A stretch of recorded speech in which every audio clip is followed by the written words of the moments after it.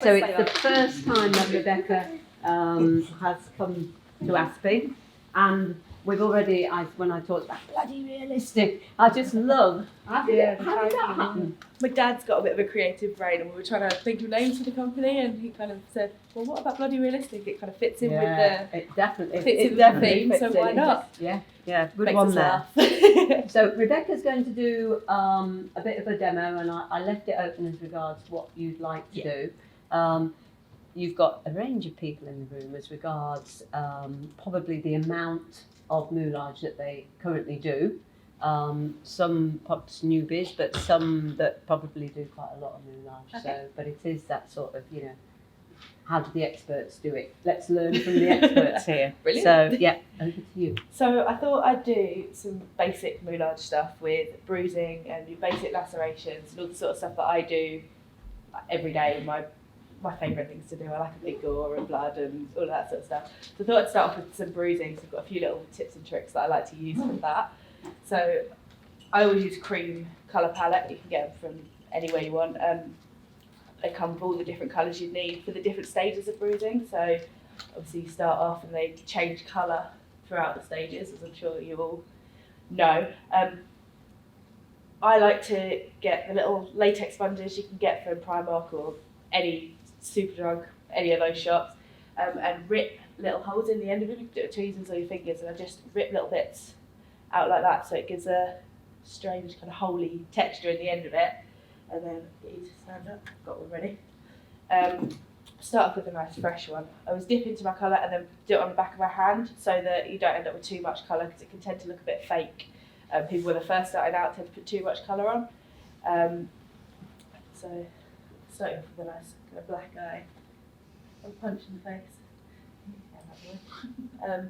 And then I just dab really lightly. You barely see any colour at first, because you want to build it up. So it's easier to put on than it is to take away. Same with a lot of things, a bit like baking and cooking and things like that.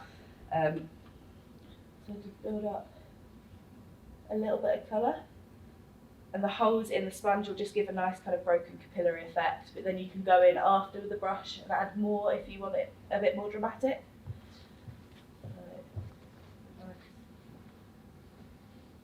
Bit hit from the side.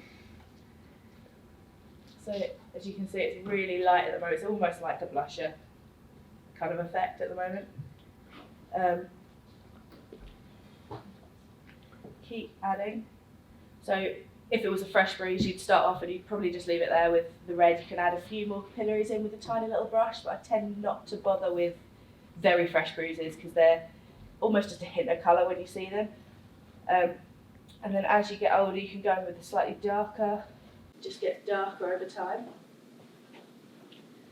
When you're doing it, you kind of want to think about what has caused the injury as well. It's always something, so I'm imagining that someone's come around and punched you in the side of the face, basically, sorry. But as long as it wasn't you. Because often bruises, yeah, it wasn't me, I promise. Often bruises will have like a ring around, so the main impact point will be quite clear. So you can always go in with makeup remover and remove that bit as well. But I tend to just do a ring to start off with and then blend it out from there. It just seems an easier way to do it for me personally. Add the darker, just keep getting darker and darker. And then as it starts to heal, so you've got your nice bruise there, as it starts to heal, you start getting some blues and greens and all the fun colours in. So I'm going to go in with another sponge just on the other end. And add a tiny bit. Blue is quite a hard one. You don't want to add too much because it will overtake all the rest of the colours. So just as lightly as possible with as little colour on your sponge as you can. And again, going around in that kind of ring, not too much in the centre here. Still just hints of colour.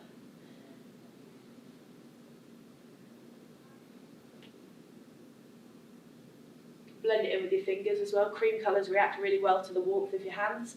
So going back in with just your fingers after you put the colour on tends to blend it out a lot better and make it kind of sink into the skin a lot more, so it looks a lot more realistic. So the older it gets, the more blue you'll add in. So I'd leave it like that if I was doing kind of 3-4 days old probably.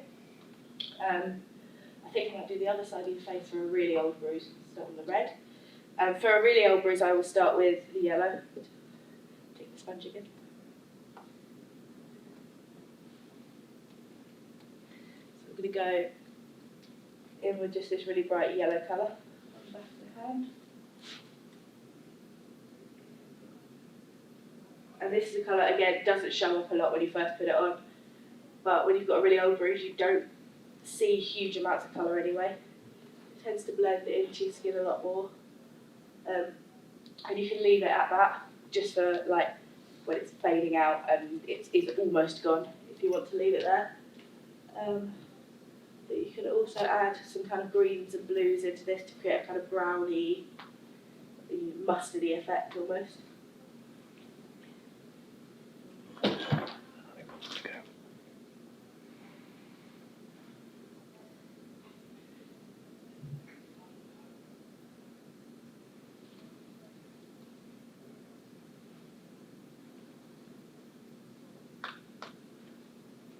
It tends to spread out as well as they heal. The colour starts off smaller and then the yellow will be bigger than the red is often with when bruises are healing. So I tend to go a bit bigger with older bruises. Go more down your cheekbone and up your forehead for this. A bit over your eye. Close your eyes for me.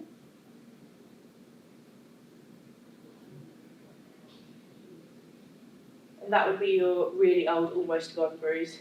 And then you can just play around with your colours. You can add blues into that or reds into it, depending on how old you want your bruise to be.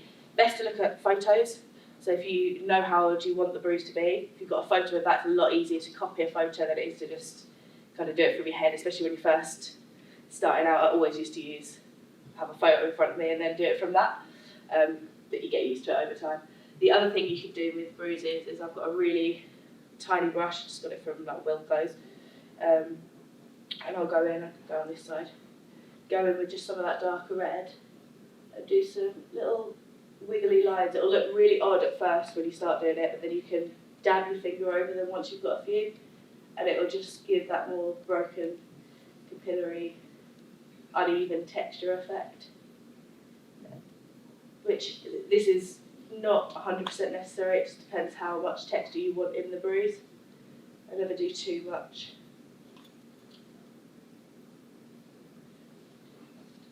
One of the things I use most for the moulage that I do is bruising. Everyone wants bruising, because you bruise from anything, a car crash or even burns can sometimes bruise depending on how you've been burnt, so it's a really useful thing to have. Definitely my favourite thing to do. So yeah, you've been punched in the face. So I think I'm going to do a few lacerations next. So there's different ways you can do lacerations. There's liquid latex, which I've got in a bottle here. Hospitals tend not to like latex being used because a lot of people are allergic to it. You need to do patch tests and stuff like that. So it's a bit of a nuisance product if you're not meeting your models beforehand. So I tend not to use it for moulage as much. I tend to go for silicone, which comes like this in 2 parts. You mix them together and it cures, so it'll set up once they've been mixed together. You've got about 10 minutes before they're fully cured, so you've got 10 minutes to kind of play around with the product a bit before it sets up. There's different types, so I've got this one's a bit more runny. I use this one more for burns because it smooths out a lot easier, and then you can kind of pick at it and get nice little holes and all that sort of stuff, whereas this one you can build up wounds with, which is what I'm going to do now. So I always go in, take the part A. I always use these disposable wooden like tongue depressors because you don't want to put this stick in that pot or you've ruined your whole pot of silicone because it will set the whole pot. So I'll take a blob of that on just a palette. I'll get rid of that, and then I'll take the part B on a different stick. About the same amount of both. It's about 50-50 ratio, or 1-to-1 ratio, I think it is, isn't it? And then just mix them together. You want to make sure you kind of mix them really well so that you don't have like random little bits that haven't set up or bits that have set up too much. You can also get part C for these, which softens it, but I tend not to use it. I don't think it makes too much difference personally. Some people like it, it's personal preference. So I've mixed that up. And I'm just going to create a basic cut on your, I'll do one on your arm actually, I'll do it on your arm. So once that's mixed, I'll take my spatula. This is my favourite spatula. It's just a flat topped, you can use anything you want, it's whatever you prefer. I'll take my silicone. And again, reference photos are great. I know what I want to do with this, so I'm not too worried about photos, but reference photos are brilliant for this sort of thing. So I'll smooth the silicone out over the skin. You don't want to use too much product because people, when they start, tend to use too much silicone or wax, and you end up with like a lump on the skin, which you don't want because it makes it look more unrealistic. So I'm going to do a nice big gash up your arm. You just want to smooth it into the skin. If you keep your spatula flat to your skin, it'll smooth it out a lot easier and it won't leave that lump that we were talking about. I always put the silicone down first and then create the wound into it because it's easier than trying to do it in a border. It just saves you having to faff with the edges and stuff like that. So smooth that out.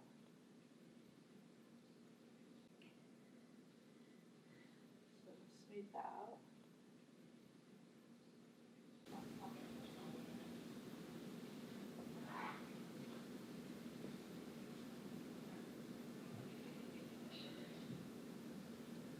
So you can't really see the edges of where I've got. You'll still see them a little bit, but with makeup you will always find something. You can never get it 100% perfect, no matter what. In every movie or Hollywood style prosthetics, you'll still find an edge somewhere if you're looking for them. So you don't need to worry about being too much of a perfectionist about it because it will work out at the end. That's the theory I work on. It will always work out at the end. Perfectionist. Yeah, true. Not the point. You're not supposed to tell them that. So now I've smoothed this out, I'm going to just get these little orange sponges. Any sponge with a sort of holey texture like this with really tight knit holes in it, a bit like a sponge cake, is really good. And I just dab it over. It takes away a bit of the shine, especially on the edges, and it also skin is not smooth, so you don't want a completely smooth thing on your skin because then you'll notice that you'll notice that it isn't skin. And it just makes it more realistic, blends it in a bit. It's one of my favourite tricks for silicone. And wax it works on as well. You can use wax for this sort of thing, and it's a similar technique, just a slightly different product. Silicone holds up better though, which is why I tend to use it, especially if you're doing long days. Silicone's the way to go.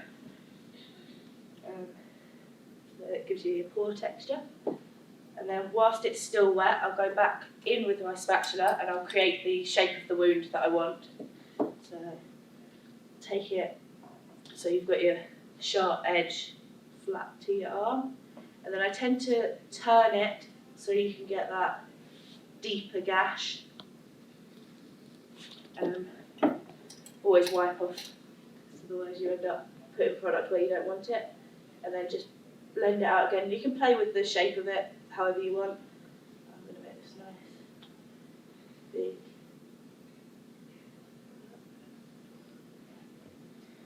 Take the product away. This is where it starts to come to life.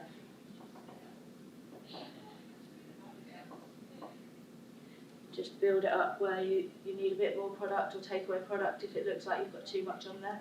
You'll be able to judge it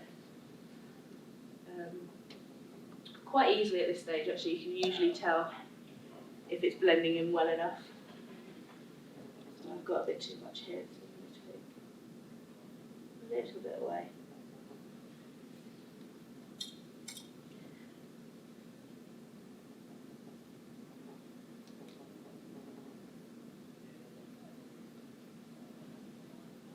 So I've created the shape I wanted, and I'm going to go back in with that orange one because I've smoothed some of it out.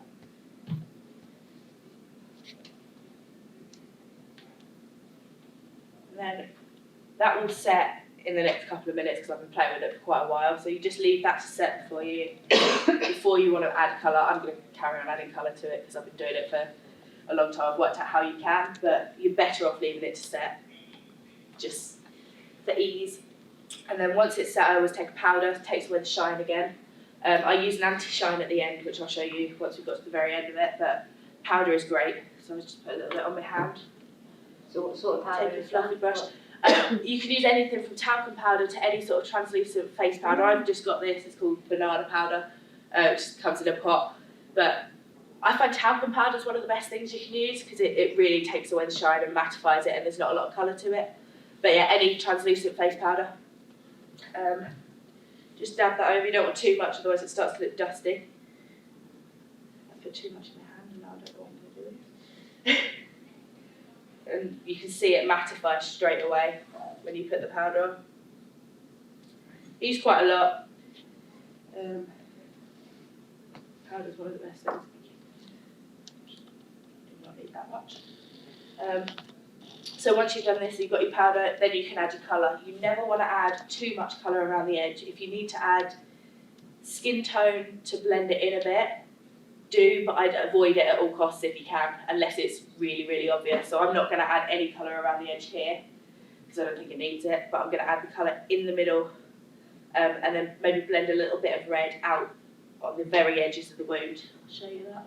I'm going to start off with the sponge again, and go back into my cream highlight. Just use that red that I used for the bruising earlier, and just very lightly add just a tiny bit of red just over the top of the whole thing, but not too much, because it starts to look really fake if you add too much colour. Colour's the thing that people tend to add too much of when they're first doing it. So very, very small amount. And then I go in, I really like angled eyebrow brushes, are one of my favourite things for doing wounds like this, because you can kind of get into all the little nooks and crannies, but any small eye brush is great. And I'm going to go, I like to put a bit of yellow in with ones that are this sort of size. I always start with a bit of yellow in because you tend to get a bit of fatty tissue in the middle of the wounds, and I like the way it looks. But again, reference photos, look at the colours in your photos that you're using and go from there. So I'm going to start with the yellow. Just add some little kind of blobs of it.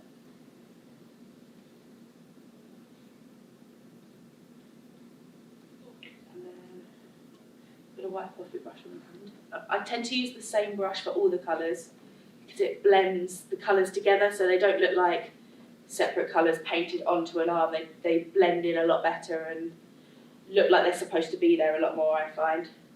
I'm going in with that red from earlier and just filling out the whole of the inside with that red. Because this is quite a deep cut, I will go with the darker red. A lot of people tend to go with black, but I would avoid black if you can, because it looks a lot faker. Blacks in wounds tend to be very, very dark reds or very dark blues. So you're better off going with that. You tend not to find black in real life. It's kind of a fake colour, if that makes sense. Whereas skin tones, you get a lot of blues, you get a lot of yellows and reds and greens.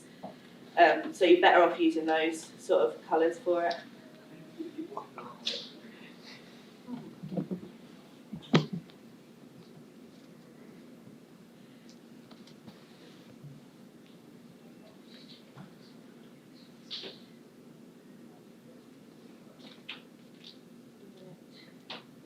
So I've just added that red in there, and now I'm going to use the darker red mixed with the blue to create a really nice deep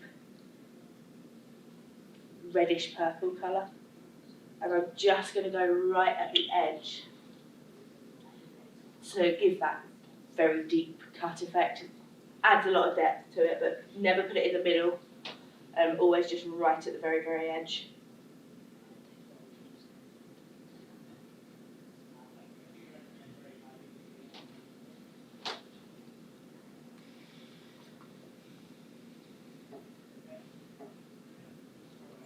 Like that.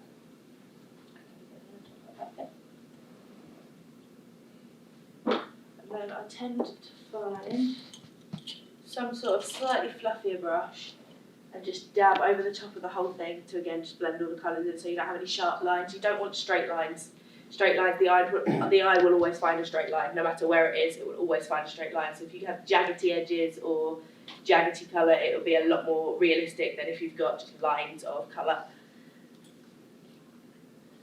I'm going to leave that like that. And then you can just add your blood as you please. I this is my favourite blood in the entire world. I use it for pretty much every gore thing that I do. It's Bengai thick blood. They're a great blood company, and it just looks like jam, or really thick, kind of congealed blood. It is brilliant for everything.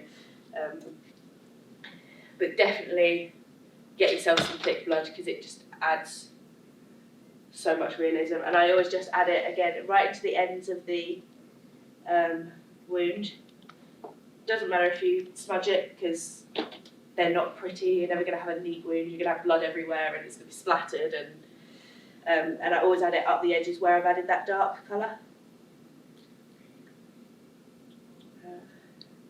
Again, you don't want too much blood. You just spent lots of time painting the inside of that wound, so you don't want to cover up all the work that you've just done. But you just want enough that it looks realistic.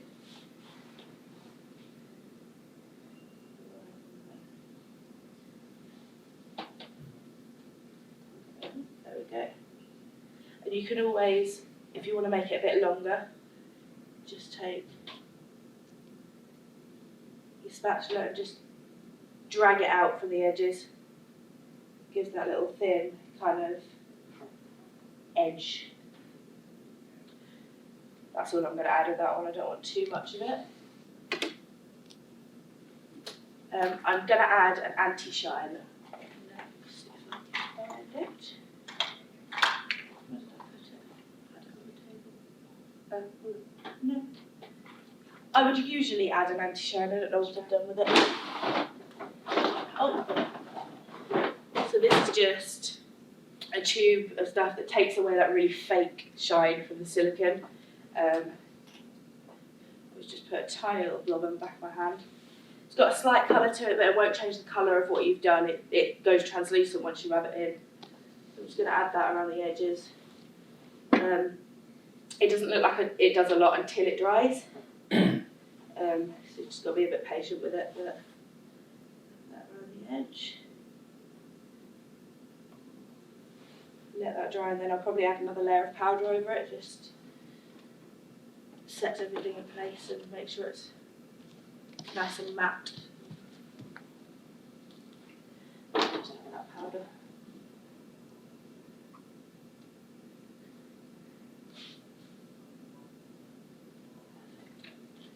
And then finally, you want some nice runny blood. I've got 3 different types. I've got a darker one, a lighter one, and then a really runny one. These 2 are quite thick. I like these ones because they don't tend to move all over the place and run, and so I always add those into the corners first. I've just decanted them into these tiny little bottles because it's easier. Decanted. Yeah.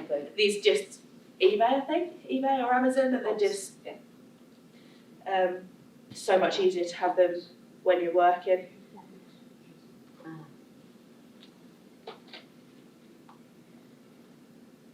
So a little bit of that one, and then I'm going to take my runny blood on. I'm going to put some of my slightly runnier blood onto a palette, and just I've got a fan brush that's used for like highlight and beauty makeup. I just dip that in and over the top, so it looks a bit like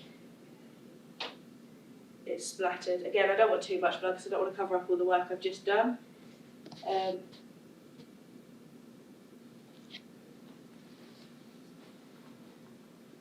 So I would probably leave it there. You could also add the blood on with a brush and dab it away with kitchen roll is another really good way to do it.